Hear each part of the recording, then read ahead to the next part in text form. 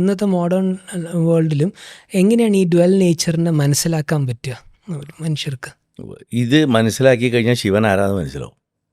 നമ്മൾ ശിവനെ ഉപയോഗിക്കുന്ന ഏറ്റവും നോൺസെൻസിക്കൽ വേർഡാണ് destroyer. Actually is a transformer. അദ്ദേഹം പരിവർത്തനം വരുത്തുന്ന ആളാണ്, അദ്ദേഹം നശിപ്പിക്കുന്ന ആളല്ല. അഗ്നി ഈസ് ഈക്വൽ ടു ശിവനാ അവിടെ. അഗ്നിയുടെ ട്രാൻസ്ഫോർമേറ്റീവ് പവർ എന്ന് പറഞ്ഞു കഴിഞ്ഞാൽ അഗ്നി ഒരിക്കലും ഡിസ്ട്രക്റ്റീവ് അല്ല. അഗ്നിക്ക് വിനാശമല്ല അഗ്നിയുടെ ധർമ്മം, പരിവർത്തനമാണ്. ട്രാൻസ്ഫോർമേഷൻ അഗ്നിയുടെ ധർമ്മം ശുദ്ധീകരിക്കലാണ്. Whenever it transforms it purifies also. ശുദ്ധീകരിക്കാൻ പറ്റാത്ത ബാക്കി ഭാഗങ്ങളെ അത് ഒഴിവാക്കി വിടുകയാണ് ചെയ്യുക. മനസ്സിലായില്ലേ?